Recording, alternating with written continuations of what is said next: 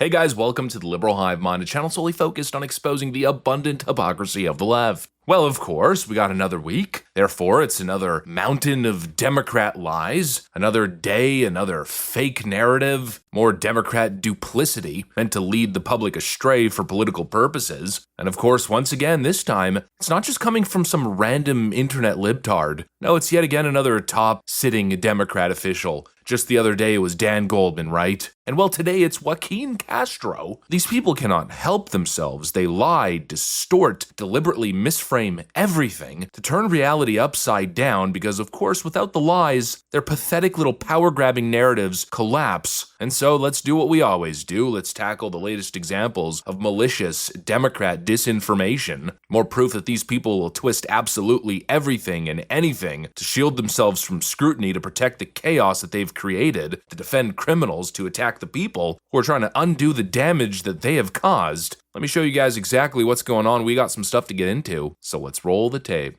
Alright folks, so let's start off with this post from Congressman Joaquin Castro. Again, not just some random far leftist lunatic on TikTok. No, a federally elected Democrat who posted this photo, trying to drum up outrage as a masked ICE agent pointed a gun at a US citizen because she was filming him. Now let me ask you, does that look like a gun? No, of course not. That's not a firearm. That's a modified paintball gun meant to shoot non-lethal crowd control pellets. And these tools, of course, are only deployed during very specific times, right? During riots. And of course, I guess he wants us to forget the last, 6-7 months of riots, from attacks on Tesla facilities to now the endless attacks on ICE agents in federal facilities. This shot, of course, happened during a riot where Antifa and the Open Borders mob continued to descend on that ICE facility in Chicago. These agents are under attack. Last week, they were literally under attack. Their cars being rammed, rocks being thrown at them. One individual had a freaking assault rifle. And yet here we have a little Democrat, Mr. Castro here, just taking a still frame completely out of context, attempting to paint ICE agents as the aggressors. Yo, they were just filming him, and so he pulled out a gun. What a liar. Then, of course, let's move to the next point of fake outrage. We've got this clip here of a priest. That's what they keep calling him, but from my understanding, he's a pastor. But,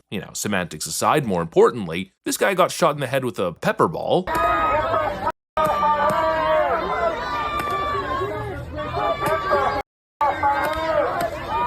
And Democrats are posting this all over social media, clearly attempting to weaponize the optics here. This guy who's LARPing as some sort of religious figure got shot in the head with a pepper ball. Again, a non-lethal crowd control tool. And people are pretending, oh, it was totally unprovoked. But it wasn't. These people have been told repeatedly, do not cross the line, do not step off that sidewalk, do not come on federal property. There has been an order to deal with anybody who steps on these federal properties during these riots. And this individual was warned multiple times, ignored, but of course he stepped over, he's taunting the officers on top of the roof, you can see. And again, a non-lethal deterrent was used, the same tactics you'd see from any riot police department, but suddenly, oh, it's proof of the Gestapo. Donald Trump's Gestapo persecuting a holy man. How ridiculous. And again, you see how they constantly trying to pick at your emotional heartstrings, the way they weaponize optics, the way they take this specific case just because this man presents himself as a holy figure and then try to weaponize religion against the right. But they do it so clearly, dishonestly, and maliciously. It's not complicated. After months of violent demonstrations, assaults on officers, last week's outright terror attack on ICE officers in Chicago, not to mention the shooting that happened in Texas at the ICE facility, federal agents have been given the order to secure these facilities, and they've said it over and over and over again on loudspeaker. Do not cross the line. They've set up barricades. And this guy decided to test that, of course, to poke the bear. And what happened? Exactly what should happen in this case. There was a lawful order, and you decided not to listen to that authority, that authoritative command. So of course you're gonna FAFO. This is typical leftist stupid games, stupid prizes, but they want to pretend as if it's the fall of fascism again. Absolutely pathetic classic narrative spin. And really, there's a theme here. It's misplaced outrage. They want you outraged at the wrong thing. These Democrats should be outraged over these ICE facilities being attacked and ransacked, over these ICE officers being assaulted in the streets, facing a heightened terror risk. Attacks on federal officers are up over 1,000%, but instead, no, they want you outraged over an out-of-context little snippet, a frame, or some weaponized little optics play here involving this priest. Or the latest little manufactured outrage campaign, the fake hysteria over Donald Trump's comments about arresting Brandon Johnson and J.B. Pritzker. The President of the United States in the last 24 hours called for you to be imprisoned. I want to give you an opportunity. We've seen your reaction on social media, but I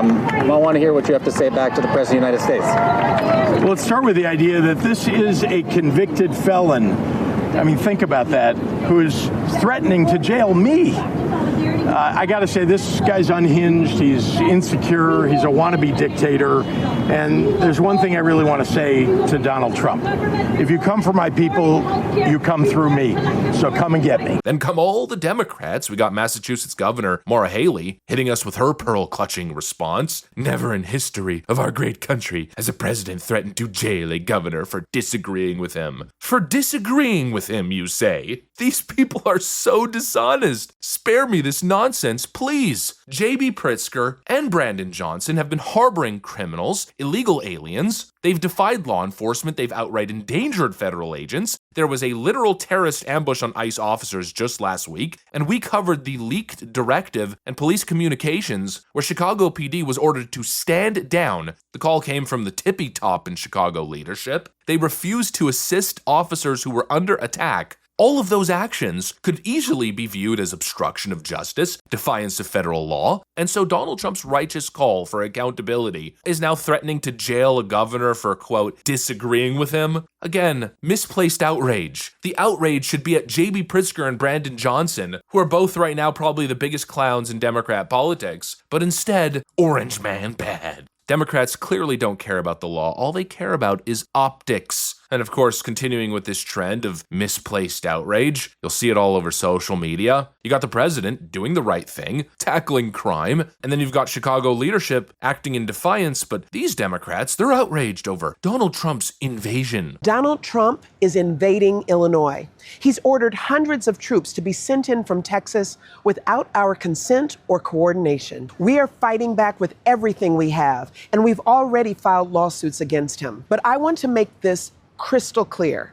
Donald Trump, we don't need your troops here, and we're not going to play a role in your authoritarian games. Well, we got the sentiment from the ground from these protesters. ICE is not welcome here. The National Guard is not welcome here. Crime is under control. Military occupation doesn't make our city safer. Resources and investment in community makes our city safer. My family left Eastern Europe because of the pogroms, so I think community and collectivism would have helped at that time, so I think it's my job to protect other immigrants here. We need more social workers, not the military. Yeah, we tried that. We tried your little woke social experiment under Joe Biden after the George Floyd riots. And what happened? Chicago turned into a war zone. Carjackings, shootings, gang murders, all of it skyrocketing. The situation has become so bad, so untenable in Chicago. Kash Patel actually really puts that into perspective. The juggernaut that is demolishing the weaponization of law enforcement and bringing it to places like Chicago. When I was there today with Todd, we learned that the Chicago city streets have 110,000 gang members. That's right, you heard me right. They had 1,200 shootings this year alone, 360 homicides.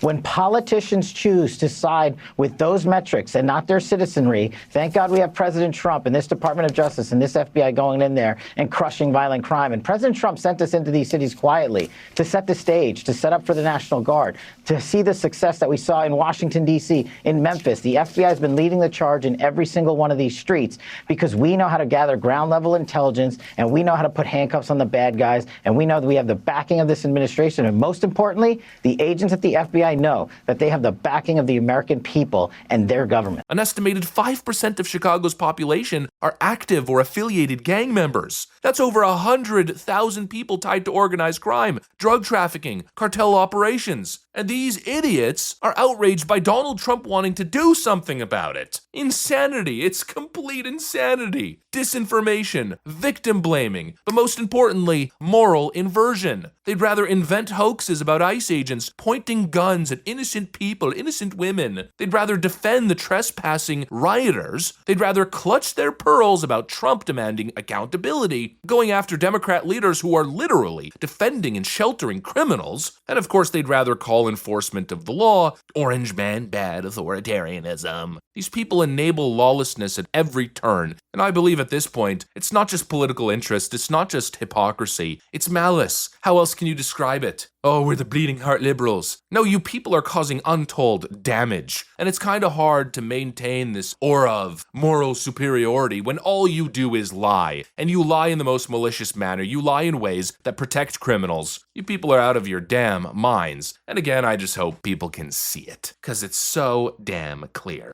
Anyways, that's what I got for you guys. Thanks for watching, and I'll see you on the next one.